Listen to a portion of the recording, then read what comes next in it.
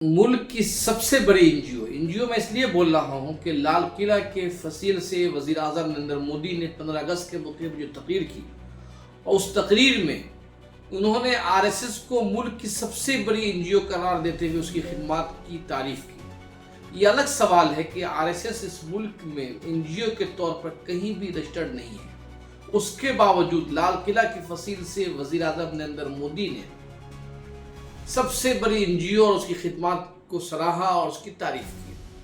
आज हम इस तफसील में नहीं जाएंगे कि वज़ीर आज़म नरेंद्र मोदी ने आरएसएस का जिक्र क्यों किया, उसकी तारीफ क्यों हो रही है, क्या हो रही है। दरअसल इस साल आरएसएस अपना 100 साल मुकम्मल कर रहा है। इस 100 साल को लेकर आरएसएस मुल्क भर में मुहिम चला रही है, अपनी कामयाबियों का जिक्र कर रहा है। लेकिन सवाल ये है कि इस मुल्क की आवाम की अक्सरियत आरएसएस को किस तरह से देखती है, ये बड़ा अहम मौजूद है। तो अचानक आज अभी जस्ट थोड़ी देर कबल फेसबुक पर मेरी एक नज़र गई, जिसमें मशहूर न्यूज़ चैनल इंडी टीवी है, जो किसी ज़माने में अपनी सहाफ़त, अपनी सहाफ़ती म्यार के लिए मशहूर हुआ करता था, उसने 4-5 एक तस्वीर जारी किया है, एक पोस्ट लगाया है, जिसमें आरएसएस के संचालक के बारे में, जो अब तक अपने क़याम से लेकर अब तक जितने भी 4 या 5 आरएसएस के संचालक हुए हैं, उन्होंने कैसे काम किया उसके बारे में तफसील से बतलाया है। जैसे डॉक्टर केशव हेडगेवार जो थे, जो आरएसएस के फाउंडर थे, 1925 से लेकर 1940 तक आरएसएस की क़यादत की, उनके बारे में बताया कि आरएसएस के संपादक हैं, संगठन की नींव रखी। उसके बाद गुरु गोवालकर के बारे में बताया, जो 1940 से लेकर 1973 तक आरएसएस की लीडरशिप निभाई। उनके बारे में कहा कि वैचारिक विस्तार किया और राष्ट्रीय सतर पर, कौमी सतह पर आरएसएस की पहचान दिलाई। और उसके बाद जो है बाला साहब देवरस आरएसएस के सभा बने, उन्होंने आपातकाल के दौरान संगठन का नेतृत्व किया।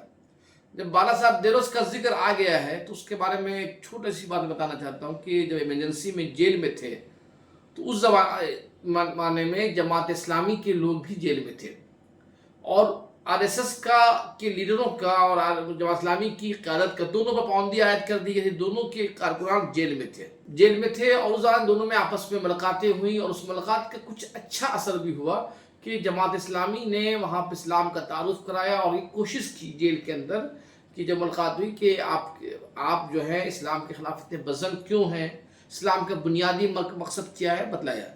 और यहाँ तक जब इमरजेंसी में जब रिहा हो गए देवरस साहब, बाला साहब देवरस साहब जब पहली बार दिल्ली आए, जमात इस्लामी के एक मशहूर कारकुन हैं इंतज़ार नईम, जो मुख्तलिफ ओहदों पर काम किया, उनकी एक खुदनविश्त आई है उजालों में सफ़र। उनकी खुदनविश्त आई है, बहुत अच्छे लिखारी हैं, बहुत मशहूर शायर भी हैं, अब बड़ी शख्सियत है। उन्होंने बाला साहब देवरस के बारे में लिखा कि जब बाला साहब देवरस पहली मरतबा रिहा होकर दिल्ली आए तो उन्होंने जमात इस्लामी के जो अमीर थे मौलाना यूसुफ साहब को ख़त लिखा कि मैं पहली मरतबा दिल्ली आ रहा हूँ, आप अपने कारकुन को स्टेशन भेज दें ताकि वो मेरे इस्तकबाल तकरीब में शिरकत कर सके। तो उस मौलाना यूसुफ इस्लाही साहब ने इंतज़ार नईम साहब को, और उस वक्त जो हफ्ता दावत वीकली अखबार जो दावत था उसके सेरोज़ा अखबार तो ज़माने में, उसके एडिटर मौलाना मुस्लिम साहब को स्टेशन भेज दिया। कहा यह जाता है कि किसी साहब ने मौलाना मुस्लिम साहब को हाथ में माला भी दे दिया और मौलाना मुस्लिम साहब ने बाला साहब देवरस को पहनाया। लेकिन देवरस साहब के जाने के बाद फिर वो ताल्लुकात बहाल नहीं हो पाए। जो कोशिश हुई थी कि जो मुल्क की दो कम्युनिटी जो है मुसलमान और हिंदू दरमियान जो गलतफहमी है उसको ख़त्म किया जाए, वो कोशिश कामयाब नहीं हो पाई। बाद में गर्चे सुदर्शन साहब ने भी कोशिश की कि आपस के ताल्लुकात बहाल हों, एक दूसरे को समझा जाए, वो भी नाकाम हुई। ये अलग मौजू है, नाकाम क्यों हुआ, क्या हुआ, इस पर हम एक अलग वीडियो बनाएंगे। एनडीटीवी ने जो जारी किया है उसमें देवरस साहब का जिक्र है, जो 1973 से लेकर 1994 तक जब ये आरएसएस की लीडरशिप निभाई है। उसके बाद रज्जू भैया हैं जो 1994 से लेकर 2000 तक आरएसएस का आया, उनके बारे में लिखा है, सरल स्वभाव और शिक्षा के क्षेत्र से जुड़े रहे। और उसके बाद के सुदर्शन के बारे में एक वीडियो फोटो बनाया है कि उन्होंने तकनीकी ज्ञान, आधुनिक मुद्दों पर सक्रिय रहे।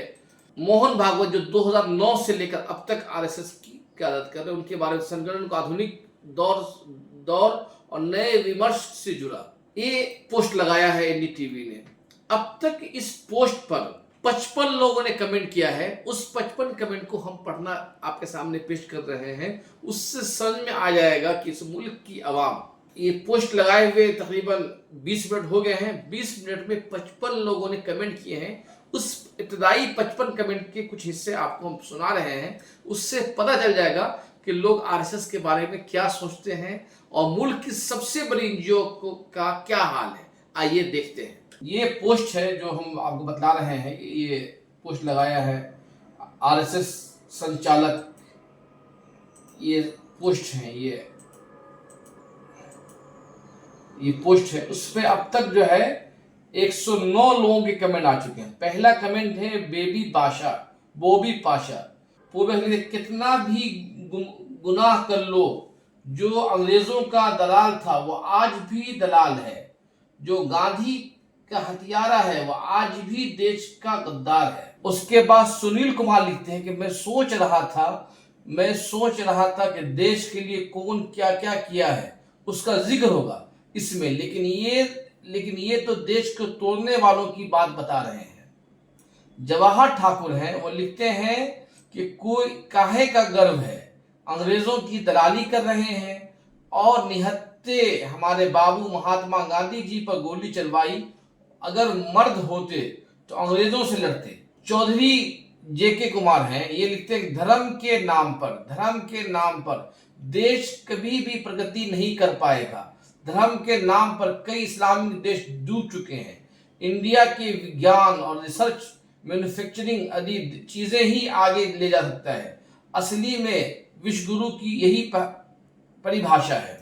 अकरम रशीद लिखते हैं कि 100 वर्ष पूरा करने के उपलक्ष्य देश को ये बताना भी चाहिए कि आप जंग की आजादी में क्यों भूमिका नहीं निभाई। आगे है, लिखते हैं हृदय यादव एक लफ्ज लिखते हैं मुखबिर। आरएसएस पे एक इल्जाम है कि आरएसएस अंग्रेजों की मुखबिरी करते थे, ये इल्जाम है। आगे सचिन गाडकर लिखते हैं कि work with the Hindu Mahasabha and MOD Mohammad Jinnah for the separation of nation on religion bias responsibility for India Pakistan separation.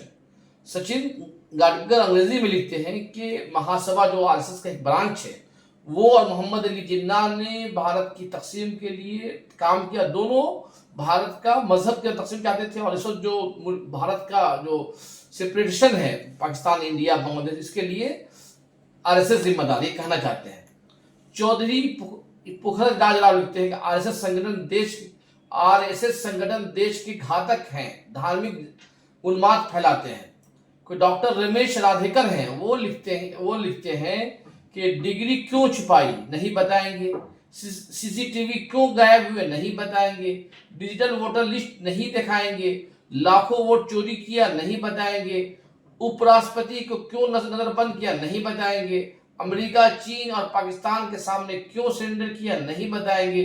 करोड़ों के रोजगार कहाँ गए, नहीं बताएंगे। महंगाई, बेरोजगारी पर जवाब क्यों नहीं बताएंगे। इनकी हकीकत ये है। असली सवाल से भागना, जवाबदेही से डरना और फिर दिन रात नेहरू का रोना। सोचिए 11 साल की सत्ता में रहने के बाद भी अपनी हर नाकामी का ठिकरा। एक लंबा पोस्ट उसने लिखा है, इन्होंने डॉक्टर रमेश राधेकर ने, मुमताज अली। 100 साल बाद बीत गए लेकिन गद्दारी नहीं गई। अनिल महरा लिखते हैं जो वीर थे वो जंग में गए, जो कायर थे वो संग में गए, मुखबिर अंग्रेजों के। भिवानी साहनी लिखते नफरत की दुकान। Vijay B Singh India Pakistan partition की बीज मुस्लिम लीग और इन्होंने ही बोए थे। बिजलाल खुदिया लिखते हैं अंग्रेजों की मुखबिरी। मुखिया दानिश लिखते हैं मुखबिरी वाले विशेषताएं रह गई हैं, कोई नहीं। अरविंद वर्मा लिखते हैं आरएसएस आतंकवादी नफरतवादी है। रमेश जाट लिखते हैं कि ब्राह्मणों का संगठन है, सब गद्दार है। गौरवनाथ लिखते हैं कि हैरानी हो रही है कि अंग्रेजों के खिलाफ एक भी आंदोलन जिक्र नहीं है। आजादी के वक्त कहाँ थे। मुनव्वर हुसैन साहब हैं, मुनव्वर हुसैन साहब लंबा पोस्ट उन्होंने आजादी का जिक्र किया है। इसी तरह अशोक कुमार सिंह है, देश के लिए कोई योगदान नहीं है, इन्होंने अपने जेब भरे हैं, दलाली की है। सचिन गाडगिल अभी तक लीगल इंस्टीट्यूशंस नहीं है और 100 ईयर हो गया है। मतलब वही सवाल खड़ा कर रहे हैं कि आपका कोई भी कानूनी मौजूदगी नहीं है, आपकी सरकार के किसी भी खाते में आरएसएस का कोई ऑर्गेनाइजेशन नहीं है, उसके बावजूद बोल रहे कि हम 100 साल मुकम्मल कर लिया है। भूपेंद्र सिंह लिखते हैं कि योगदान दिया ना हाफ पैंट से फुल पैंट पर आ गए। योगदान दिया मतलब एक तंज कर रहे हैं कि पहले आरएसएस वालों का जो लिबास था वो हाफ पैंट था, अब फुल पैंट पे आ गए। ब्रिजेश कुमार साहू लिखते हैं इस संगठन ने देश के लिए क्या योगदान दिया सिवाय आपस में लड़ाने के, और नहीं कभी हिंदुस्तान का झंडा फहराया। इस संघ ने सिर्फ अंग्रेजों की गुलामी की है। कमलेश यादव लिखते हैं कि देश की आजादी से लेकर देश की विकास से दूर रखने में आरएसएस का सबसे बड़ा हाथ रहा है। जातिवाद का जहर फैलाने में, तिरंगा का अपमान करने में यह संगठन केवल एक जाति विशेष का है जो सैकड़ों सालों से दलित पिछड़ों का शोषण करता आया है। गणेश वारकरे लिखते हैं कि सबके सब निकम्मे और भगोरे थे। और रोबेल योग शर्मा लिखते हैं 100 साल में देश के लिए क्या योगदान किया वो बताओ। उमेश यादव लिखते हैं आरएसएस घोर जातिवादी एवं सांप्रदायिक संगठन है जिसका आजादी की लड़ाई में कोई योगदान नहीं था। ये समान एवं स्वतंत्रता का घोर विरोधी रहा है। ये संविधान के बजाय मनुस्मृति का पैरोकार रहा है। तो ओम प्रकाश मिश्रम लिखते हैं कि भारत में सबसे ज्यादा संगठित अपराध करने वाला गिरोह कौन सा है। आप अपने बच्चों को जनरल नॉलेज के जांच करके देखिए जो 20 साल से कम है, जिसकी शिक्षा मोदी कॉल में हुई है, आपको पता चल जाएगा कि इन लोगों ने शिक्षा को कितना नुकसान किया है। ओम प्रकाश मिश्रम बहुत लंबा पोस्ट लिखते हैं, उसमें ये बताते हैं कि किस तरह से आरएसएस और मोदी हुकूमत काम कर रही है, किस तरह से जराइम को एक सेंट्रलाइज कर दिया है और नफरत को फैला दिया है। अब जितना भी ज्यादातर मैंने अब तक आलोक खिंचने सभी एक ही जाति से हैं।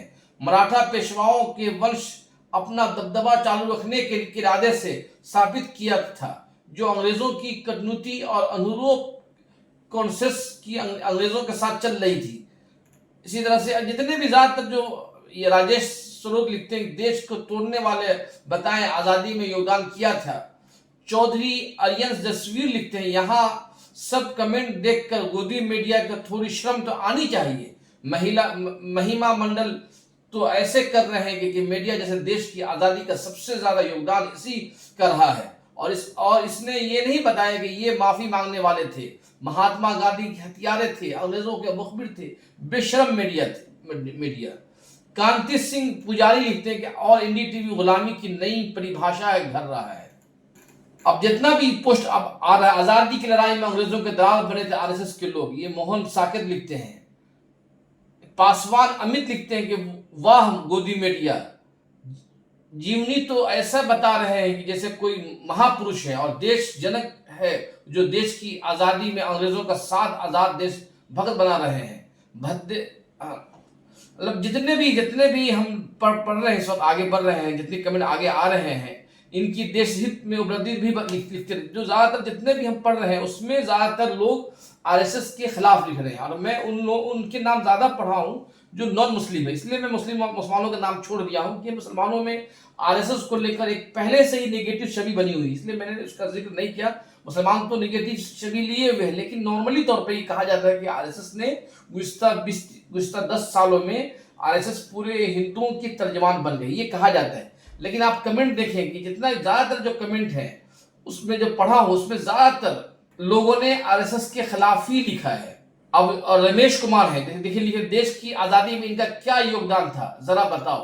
इस तमाम पोस्ट से अंदाजा होता है कि ज्यादातर मुल्क की जो पब्लिक है, नौजवान है, जो टेक्निकल से जुड़े हुए हैं, जो फेसबुक भी यूज कर रहे हैं और जो लोग ट्विटर देखते हैं, मतलब जो सोशल मीडिया देखते हैं, वो भी जानते हैं उस प्रोपेगेंडा के दौर में नौजवान ये जानते हैं कि आरएसएस का आजादी की तारीख में कोई किरदार नहीं रहा है। नंबर 2, ये सवाल भी खड़ा कर रहे हैं कि आरएसएस ने 100 सालों में क्या किया है।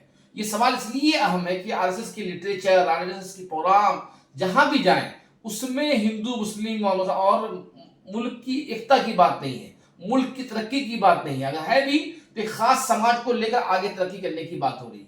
तो ये पोस्ट पढ़ने के बाद ये साबित होता है कि इस मुल्क के जो अवाम है जागरूक हो चुके हैं और ये समझते हैं कि असल हकीकत क्या है। अब तक जो कमेंट आए हैं, जो मैंने आपको बतलाया है, उसमें ज़्यादातर लोग 109 लोग कमेंट में से मुझे एक भी ऐसा कमेंट नहीं मिला है जिसमें आरएसएस की तारीफ की गई हो या उसके योगदान को याद किया गया हो। अब अंदाजा लगा लीजिए कि एक इंडी टीवी जैसे चैनल पे और कई लोगों ने इसमें इंडी टीवी की जर्नलिज्म पर भी सवाल खड़ा किए हैं। तो आप देख रहे थे इंसाफ न्यूज़ ऑनलाइन। बहुत बहुत शुक्रिया।